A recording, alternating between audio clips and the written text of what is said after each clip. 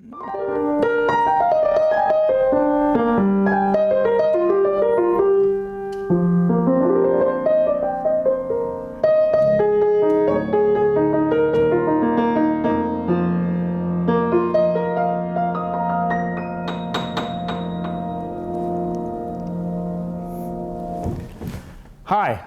I'm Burnett Thompson, and I'm launching a new CD, concert series, and European tour for the Reformation, the Age of Mayhem.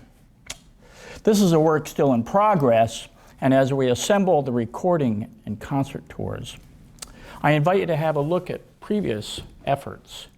Some CDs, some concerts, some touring around the world, Europe, China, the US, and so forth. It will give you an idea of just where we're coming from and what you might expect.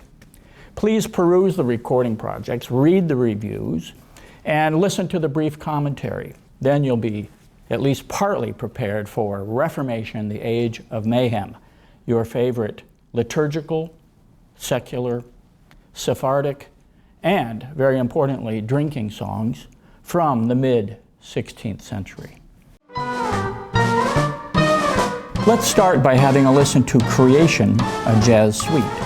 We put together a brilliant ensemble and the results are obvious to the ear.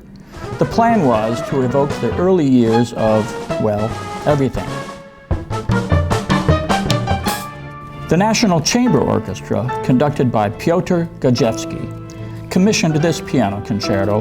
The influences include Sibelius, Bartók, Shostakovich, Parisian cabaret, and, of course, New Orleans jazz. Autumn in Yunnan is a collection of tribal melodies from the far southwest mountains and jungles of China.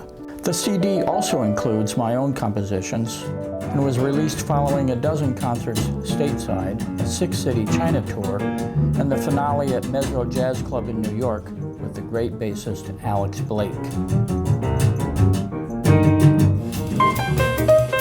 Powerful rhythm section put this CD on the map, especially with this recording of Duke Ellington's Caravan.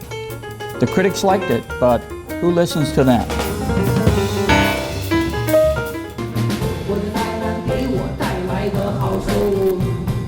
The poetic complexities of Shakespeare's sonnets are a natural for musical settings. This suite was premiered at Shanghai's Two Cities Gallery and again stateside at Lauren Mazel's Castleton Theatre.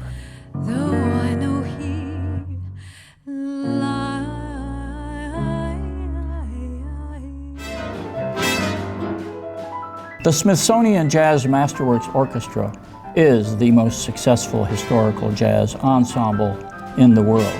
So I was thrilled to get the call to perform the virtuoso Count Basie transcriptions when their regular pianist gave up on the task.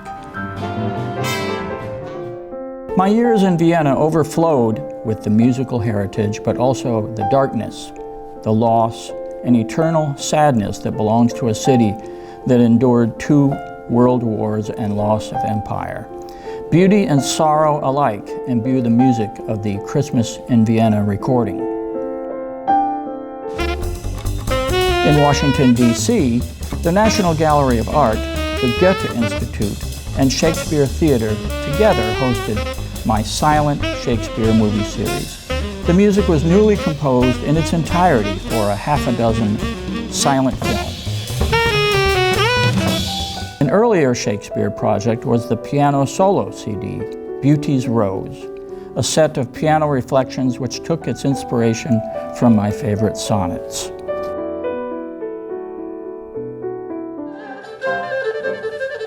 "20 years of collaborations with Chinese traditional musicians began with the great erhu soloist Ma Xiaohui and included this sold-out performance at the magnificent Shanghai Library. The Uncertain Times recording set the tone for many following projects with pieces by Kurt Weill, George Gershwin, Benny Moten, Irving Berlin, and others. I added a few of my own tunes to round it out. One of my all-time favorite pieces is Gershwin's Rhapsody in Blue. My good friend, the late Stephen Simon, led his Washington Chamber Symphony, and we performed in the concert hall at the Kennedy Center for the Performing Arts.